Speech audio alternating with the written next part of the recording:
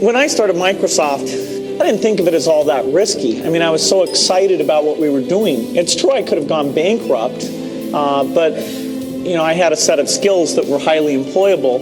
And in fact, my parents were still willing to let me go back to Harvard and finish my education if I wanted to. And so then I got this incredibly conservative approach that I wanted to have enough money in the bank to pay a year's worth of payroll, even if we didn't get any payments coming in.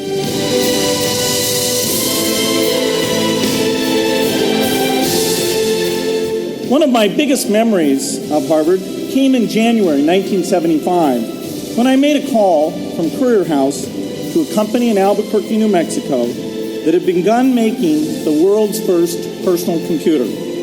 I offered to sell them software. I worried they would realize I was just a student in a dorm and hang up on me. Instead, they said, "We're not quite ready. Come see us in a month," which was a good thing because we hadn't written the software yet.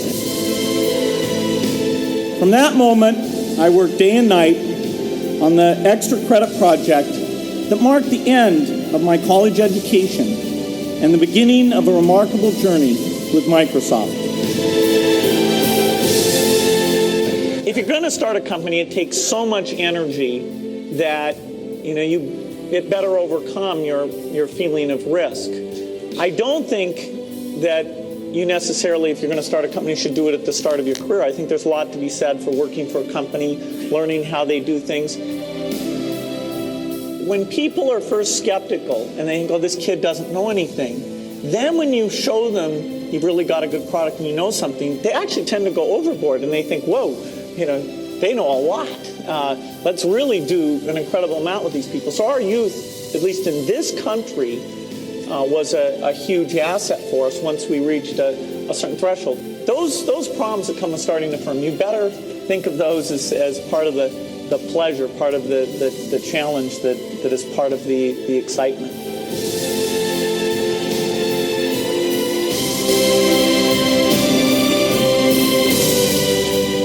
You can't just keep doing the same old thing you were doing before.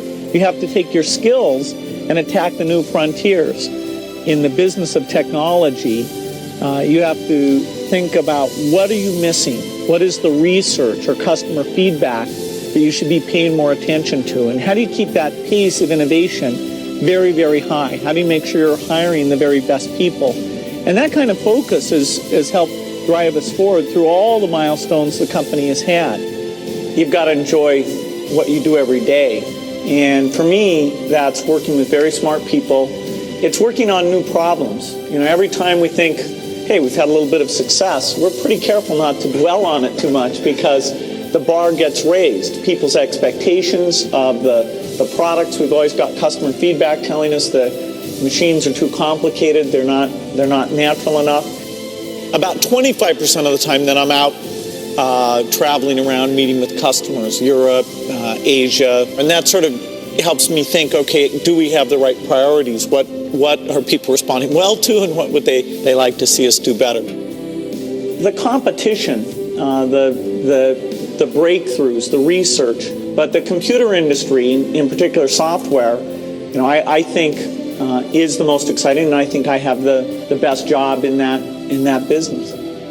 You all have a chance to innovate. As you're thinking about your innovation, of course, you should go after any market that you think is interested in it. But a little bit, if you can also think, okay, does this innovation apply to those most in need? What are you going to do to make it cheap enough, simple enough? Figure out how to get it so it really, if possible, can extend out to the poorest. I wish I had learned more about that at a young age. And so you have an opportunity to do that.